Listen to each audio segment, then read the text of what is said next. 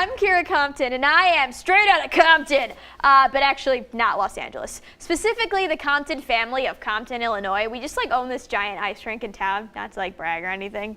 Anyway, tonight on The Punchline, we are going to be giving you all the sick deets on the coolest of cool people here at Emerson College.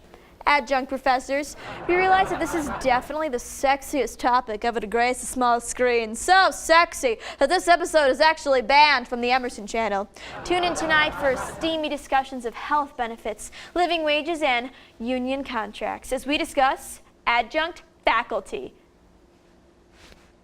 What was that? No, not adjunct, not like the male. It's a word. Whoa, Janice, what's up? Whoa, what? Janice, stop yelling at me, Janice. No, I won't be home for dinner. I'm actually filming a TV show right now. He said, what? Well, really, he can go take his chicken and stick it in a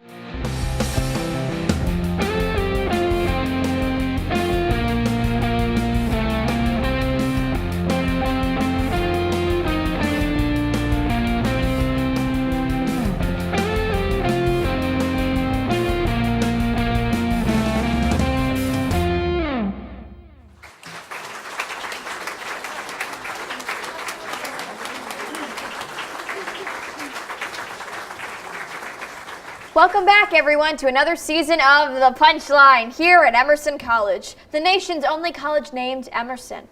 2017 is the thing now, am I right? I am. With all the craziness that is currently the disunited states of America, we, the students of this great liberal and comedic arts college, wanted to see what we could do to make a difference in this great nation of ours. We asked a good amount of students, the 4 students and 1 baby who worked on The Punchline last year, what they felt was the biggest issue here at Emerson. And the overwhelming majority agreed on the same topic: adjunct professors. But what is an adjunct professor? Urban Dictionary defines them as cheap, untenured lecturers without health benefits that teach for peanuts at a university, naively hoping that they will one day beat the odds and get hired into a tenure track position. As funny as it is to imagine our professors as elephants in a circus audition, this is a pretty fucked up university practice. Speaking of which, it's time to address the elephant in the room. What is a tenure track? Is it like 10 years on a railroad track? Get it? That's wordplay, my friends. Well, anyway, tenure is just an academia code word for permanent job. Kind of like how adjunct is an academia code word for cheap labor, or how the DH is an academia code word for food poisoning or wet chicken. It's pretty much impossible to get hired on tenure unless you've gone through like 1,000,000 years of school and were hired on a tenure track originally and survived the infamous Professor Hazing Hell Week, which, as we all know, the Professor Hazing Hell Week is when tenured professors make new professors line up in their underwear and debate whether or not to use crayons or markers in class activities.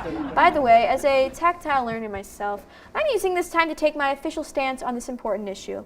I prefer crayons. They don't bleed through the page. Let us know what you prefer by using the hashtag bleed or die, or hashtag fuck you markers. So who cares about becoming tenured? Well, as it turns out, all professors, everyone, at Emerson and most other colleges. The pyramid of professors with the most to least power and income starts with tenured professors or distinguished professors, associate professors, assistant professors, lecturer researcher, then she there, that teensy itty bitty thing way at the bottom. That's where adjunct professors fall. In fact, most associate, assistant, and yes, even widow adjunct professors dream of one day growing up and becoming a tenured professor. Tenure professors are like the badass brother of the professor family. They blast cigs, wear cool leather jackets, and can basically do whatever the fuck they want, short of murdering a student. Nothing matters to them because they have everything an adjunct doesn't have. A sweet, livable salary of $73K, job security promised by the school, and a real office that isn't, a small cubicle that you'd share with like 7 other professors and a husky squirrel that facilitates squirrel business with his squirrel friends. By the way, scheduling a meeting with an adjunct professor in one of their fake cubicle offices in Walker for like more than 5 minutes at a time is about as difficult as putting a tampon in on the 5th day of your period. And for all you cis straight boys out there, that's very hard to do. It's super dry, it's disgusting, God.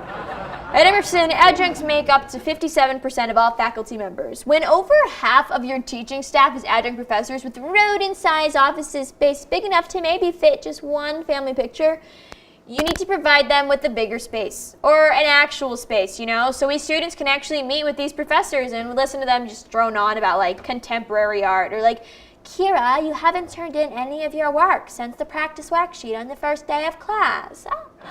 Office space, office hours, and a good clean suit aren't the only things lacking for adjunct professors. They're lacking in the bennies, and I'm talking health benefits. By nature, adjunct professors are considered part-time. Yet, according to the adjunct union contract, adjuncts can have medical and dental benefits if they're teaching more than 16 credits.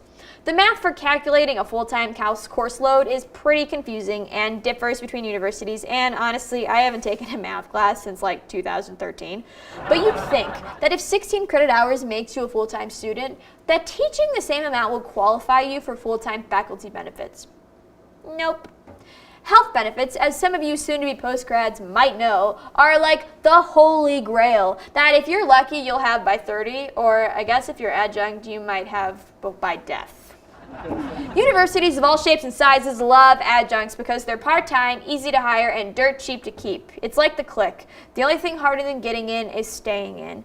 But those 12-year-olds have money, and adjuncts have no benefits. The jobs market's tough these days, especially if you're a professor with only a measly master's degree, which is, I don't know, only like 6 or 8 years of grueling higher ed, whatever.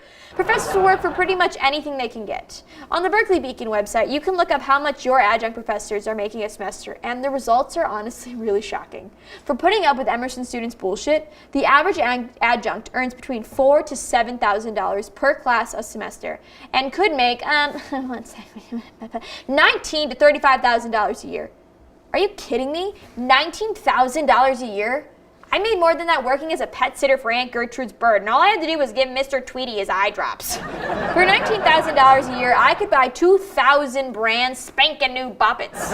To put things in perspective, other jobs that make this much include pet groomers, Domino delivery drivers, paint night instructors, and Dunkin' Donut managers. And adjuncts might say, I'm not in this for the money. There's no greater joy than expanding the minds of my students. But that's bullshit. Because anyone with a master's degree would choose getting free donuts over grading papers for the same salary. I mean, come on. At Dunks, you can ask for the unsold donuts after 9 p.m. You do the math. Now, you may be thinking, and I know what you're thinking because, I can read minds. Adjuncts are academics, right? If they've spent 6 whole years of their lives learning, why the heck haven't they done anything about their shitty-ass working conditions? It sounds like adjunct professors are that fake Facebook slacktivist Kyle friend who smashes that motherfucking like button on those political Facebook posts and says he's interested in protest events, but he doesn't actively do anything ever. Well, adjuncts are nothing like slacktivist Kyle, because 2 years ago, the Emerson Adjunct members unionized, resulting in a salary minimum and overall increase in ka-ching, ka-ching, which means more bang for your buck, i.e. more money. Because after spending a minimum of 4 hours a week with Emerson Film Boys, you will need health insurance. It's obvious. Emerson as an institution struggles with paying their employees and giving them benefits. Another thing that they can barely do is, give black professors tenure. The Beacon reported that in 1970, Associate Professor Michael Brown was the first black professor to apply for tenure and be denied. He then had to sue the college for discrimination before being granted tenure. Not only was this a blatant example of the racism here at Emerson at that time among its faculty, it was also just dumb. You may not know this, but before going into teaching, Michael Brown was a lawyer. What did Emerson expect him to do after denying him tenure? That he'd just go back to his little cubicle office to do some crochet? What? No.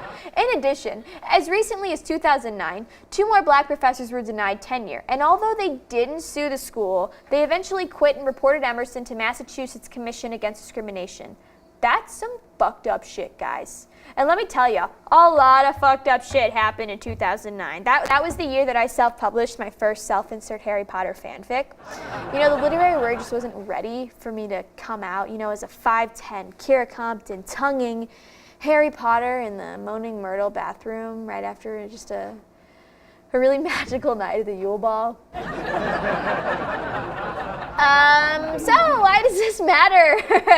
Why should you care if your professor doesn't have a dental plan or that your professor can only afford one single discount poppet? With the salary that they make, well, first off, as someone who has a tramp stamp of the word woke, 2009 was wild, guys, I'm not kidding, I think you should care more about your social issues. But more importantly, you should be aware of the working conditions of your educator so that the next time you, Emerson student Michael, ask yourself, gee, I did that paper the hour before it was due, and I know it was shit, but I still got an A. Dang. You can be aware, young Michael, that you did not get an A because your paper was so good. You got the A because your adjunct professor was afraid you'd give them a bad evaluation if they gave you a bad grade. So they gave you a good grade to avoid being fired. Ugh. I know that was tough to swallow, Michael, but really, awareness is the first step. Maybe seeing the mistreatment of your professors and just thinking of them as people will impact the way you vote on education. I don't know. I just hope you learned something about adjunct professors today. Anyway, earlier this week, we decided to ask adjunct professors their thoughts on all of this madness. We wanted to make it convenient for them, so we met with them during their office hours.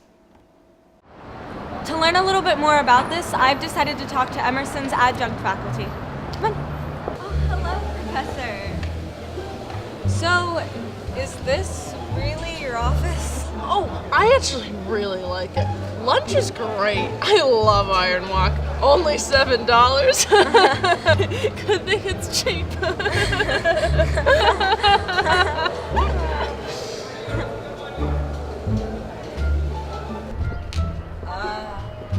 Professor? I know. I promise I'm not being creepy. Come on, sit down. I'm just here while they renovate LB. And then I'm back to the 4th floor common room.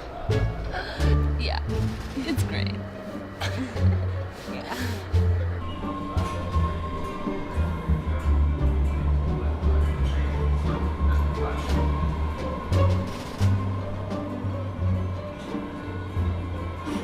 Sorry I'm late. I missed my office hours last week.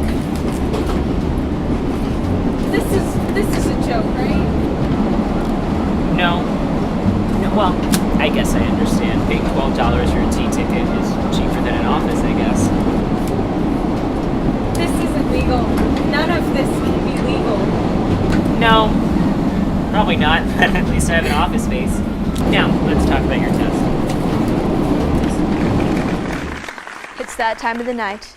The part of the show where I eat a turkey sandwich and everyone just gets to watch me do it. So good. This is my favorite roll.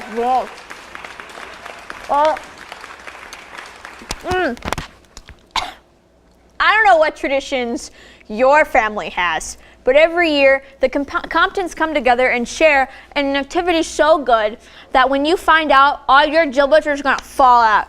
Remember when I said that we had an ice rink? Well, even though we don't have any ice in it, I know each year we break out the old snow cone machine and just dump it everywhere, fucking everywhere.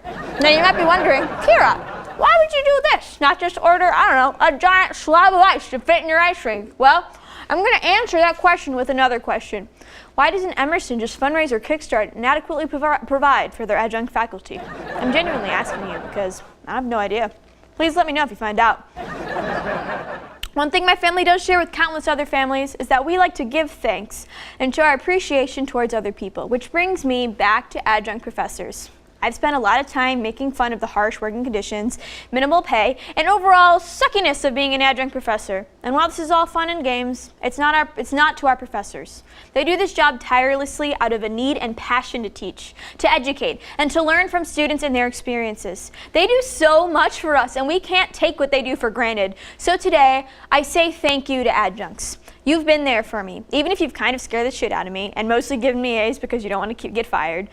We here at the Punchline appreciate your work, your time, and your good hearts. Because we have so much love for you, adjunct professors, we actually did a little something to raise awareness of the conditions you face every day. With your faces plural, we went ahead and made big head posters of your favorite adjunct professors doing the low-stress, free donut jobs that make them same as they do, and stuck them all around campus. You're thinking, wait, EIV's The Punchline has the budget for fat heads. First off, these aren't fat heads, they're big heads. And no, we don't have a budget. We have the print and copy center and $2 in EC cash. But trust me, these puppies are real. And after we've solved the issue of underpaid, untenured professors at Emerson College and all is well again, this bad boy's going up on my bedroom wall.